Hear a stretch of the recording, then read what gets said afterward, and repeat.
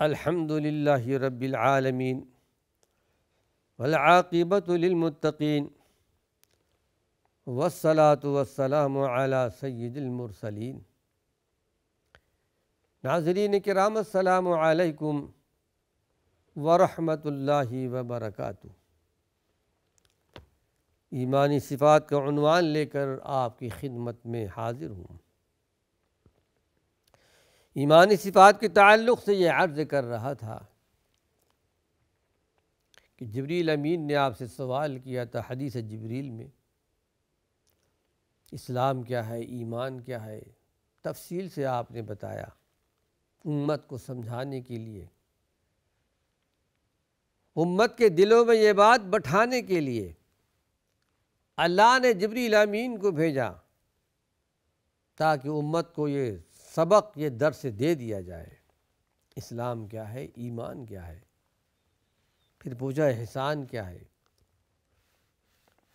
احسان کے تعلق سے کچھ باتیں آپ کے سامنے آئی ہیں، لیکن اس کا جواب جو آپ نے دیا ہے وہ آپ کے سامنے پیش کر رہا ہوں۔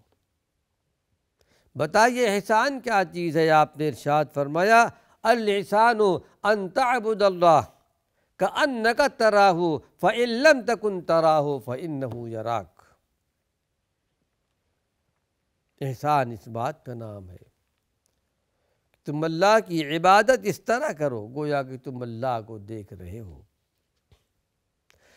فإن لم تکن تراہ فإنہ یراک، لیکن اگر یہ چیز تمہارے دل میں نہیں آتی، یہ بات پیدا نہیں ہوتی، کم از کم یہ ضرور ہونا چاہیے کہ وہ اللہ تم کو دیکھ رہا ہے۔ اب یہاں ایک بات کا ذکر کرتا چلوں،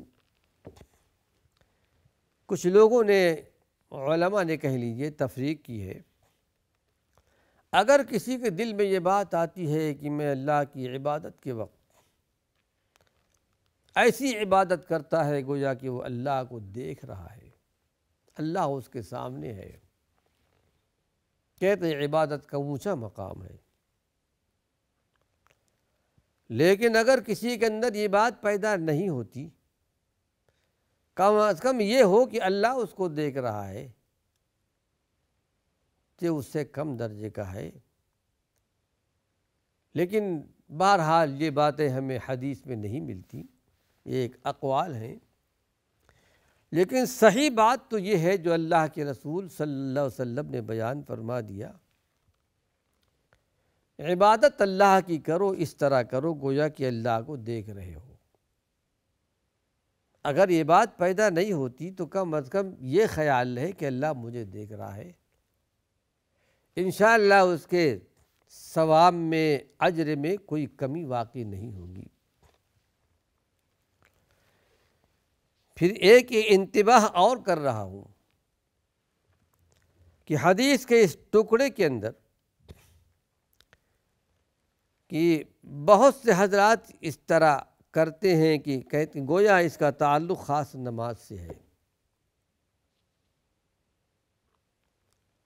اس کی شرح اس طرح کرتے ہیں، اس کی وضاحت کہ اس کا تعلق صرف نماز سے ہے۔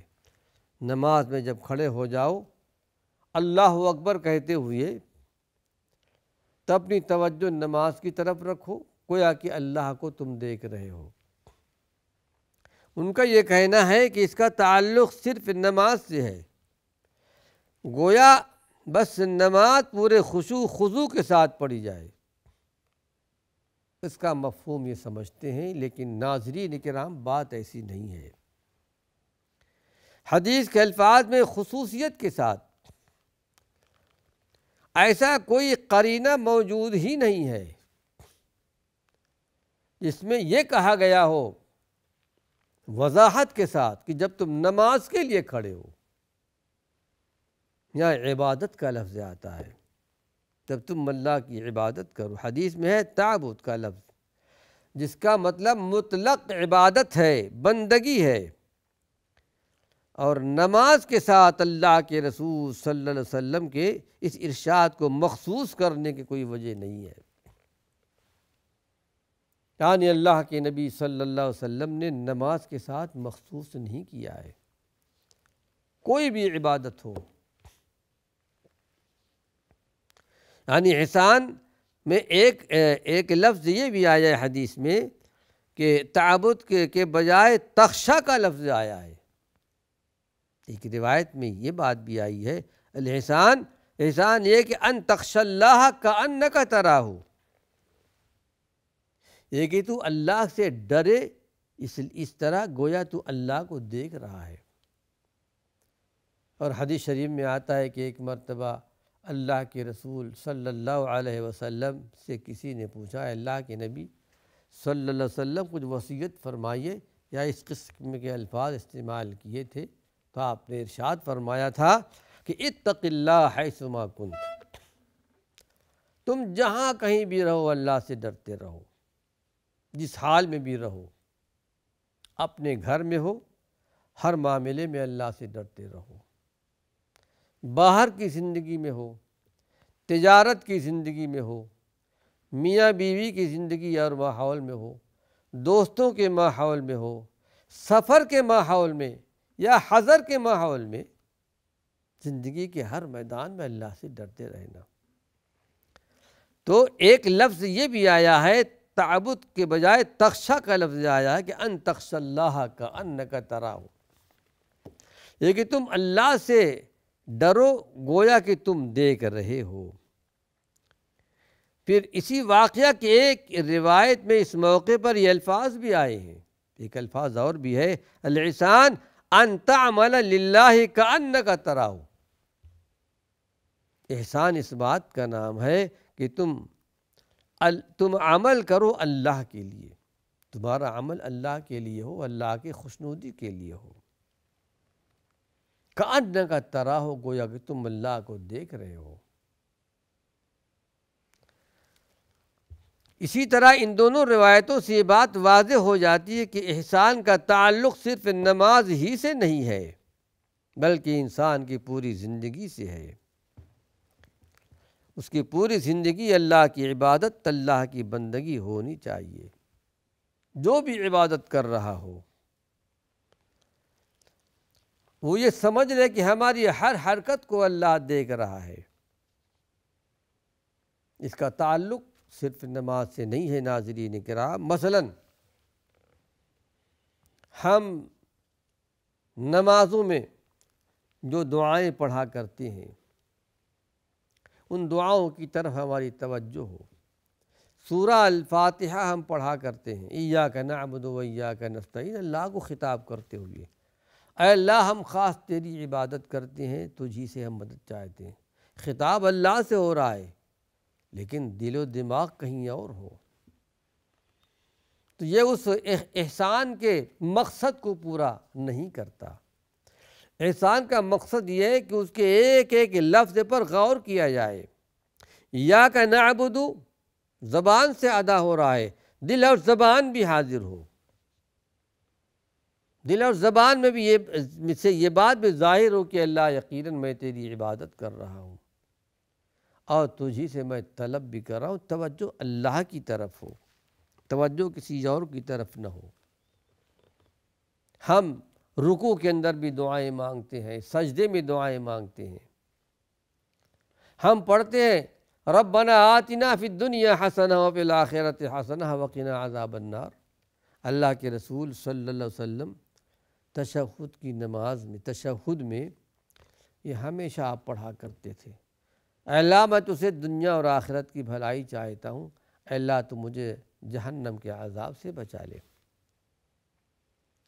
بلکہ آپ کثرت سے یہ دعا پڑھا کرتے تھے ربنا آتنا فی الدنیا۔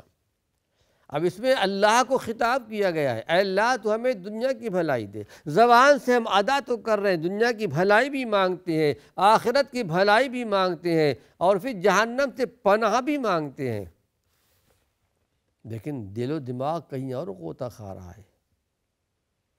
تو حقیقت میں نماز کی روح، عبادت کی روح ختم ہو جاتی ہے۔ ایسے کوئی بھی دعائیں نماز کے بعد اذکار ہوں تو جو نماز کی جو اذکار کے الفاظ ہیں، جو دعاؤں کے الفاظ ہیں، زبان سے ادا کرتے ہوئے اس میں دل و دماغ بھی حاضر ہونا چاہیے۔ اللہ سے دعا ہے پروردگار عالم ہمیں اس حقیقت کو سمجھنے کی توفیق نصیب فرمائے۔ یہ تو بات ہو گئی الحسان کی کہ آپ بتائیے کہ احسان کیا ہے۔ تو آپ نے جبریل امین سے کہا احسان اس بات کا نام ہے کہ ہم اللہ کی عبادت اس طرح کریں گویا کہ ہم اللہ کو دیکھ رہے ہیں۔ ایسا نہ ہو تو یہ ضرور ہونا چاہیے کہ اللہ ہمیں دیکھ رہا ہے۔ اب اس کے بعد جبریل امین نے ایک اور سوال کر دیا، فاخبرنی عن الساعہ، بتائیے قیامت کب آئے گی؟ امت کو تعلیم دی جائے، آپ تو جانتے ہی تھے، آپ سے سوال کرنے کا مقصد کیا تھا؟ پھر سوال کرتے تھے، جبریل امین اس کی تصدیق بھی کرتے تھے کہ آپ نے سچ کہا۔ صحابہ کو تعجب ہوتا تھا کیونکہ صحابہ نہیں جانتے تھے کہ جبریل امین آسمان سے آئے ہیں، اللہ نے ان کو بھیجا ہے، ہمیں دین سکھانے کے لیے نہیں جانتے تھے۔ اب پوچھے فاخبرنی عن الساعہ، بتائیے قیامت کیا چیز ہے؟ قیامت کیا چیز ہے، کب آئے گی؟ ایمان کا سوال ہو گیا، اسلام کا سوال ہو گیا، احسان کا سوال ہو گیا۔ فاخبرنی عن الساعہ، قیامت کے بارے میں بتائیے کب آئے گی؟ تو آپ نے جواب دیا مل مسئول عنہا بأعلم من السائل، جو مجھ سے پوچھ رہا ہے اس سے زیادہ میں نہیں جانتا۔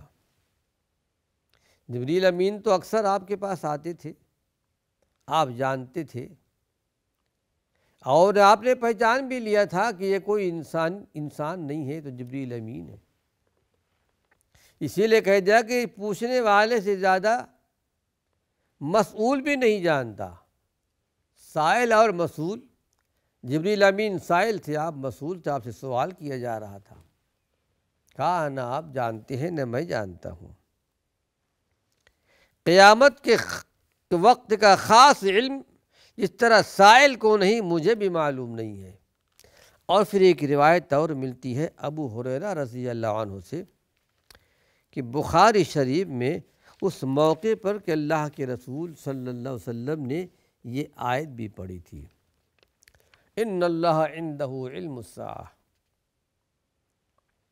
اللہ کے پاس قیامت کا علم ہے، اور وہی جانتا ہے کہ رحم مادر میں کیا ہے، لڑکا ہے، لڑکی ہے، ناقص ہے، پورا ہے، کیا ہے۔ وما تدری نفس ماذا تکسب غدا، کوئی نفس نہیں جانتا کہ وہ کل کیا کمائے گا، کیا کرے گا۔ کوئی یہ بھی نہیں جانتا کہ بارش کب ہوگی۔